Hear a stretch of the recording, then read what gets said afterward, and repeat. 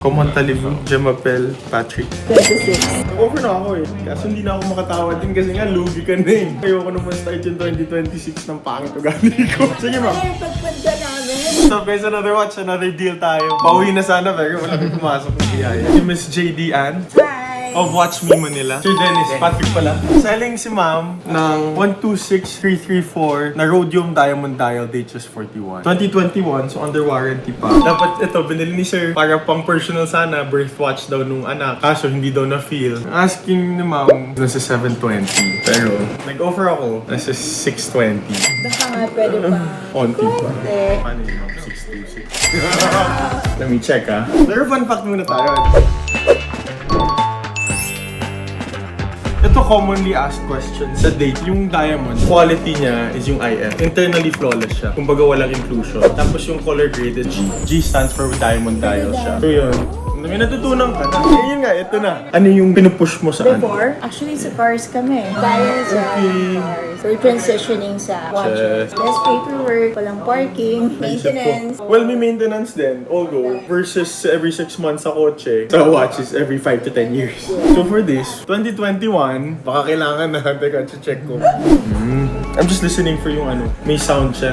Not bad, pero usually it's quieter. So, malapit na. Pero depending on use, it can go up to 10. Naman sa mga 1203 siya nag-change ng date. Pero sa ganun naman madali lang. Alignment of hands lang. Literal na tatanggalin mo yung hands, tapos ikakabit mo na naka 1212. I'll get it for 620. Mag-offer na ako eh. Yeah. 26. Dahil 2020. 2026. Mahirap. 626. Kaso hindi na ako makatawad din kasi nga lugi ka na eh. Parang nagigilty ako. Ayoko naman start yung 2026 ng pangit ugali ko. Sige ma'am. Ay, pagpanda namin. Sige ma'am. 626. Done deal.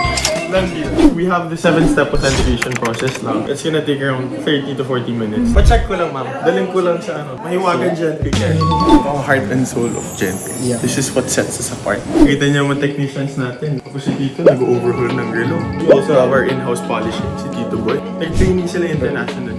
Very good naman. Should we check the other positions there? Sige, yes. Nag-change siya ng positions. Pagkasuot mo yung relo, hindi lang naman siya naka-face up. Mas better gauge na chine-check mo yung other positions. Nagyan, balik Dial to down. side. Yan, it starts to lose time. Nag-iiba yung reading. So, mas accurate yan. Sisingit ko na fun fact ko isa pa.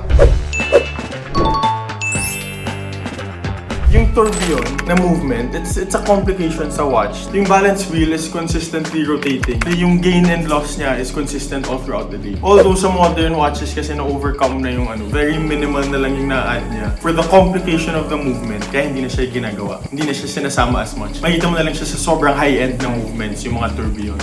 Dagdag ka naman sa 2026. Apparently, nalaman ko, may ganun engraving na sa possible daw na French AD yung nag-release. Tapos sa France daw, may law sila na kailangan stamp. Kasi white gold bezel, Komantalivu, Jemapel, Patrick. Magaling wala ko fun fact. Last test pa pala ako since in-house authentication. Mag-water test pa. Okay, so ito yung ano, water testing machine natin. It tests through pressure. Kung good ba yung seal ng gaskets ng case. Pasado. So yun, goods na siya. Dito nyo, very rigorous ang testing natin dito sa Gentry Care. So makakampante ka na once we release the watch to you, good siya. Pwede ko nang bayaran yung client? Pwede na. All good ma'am. Grabe, tines ko. Ma'am, thank you so much.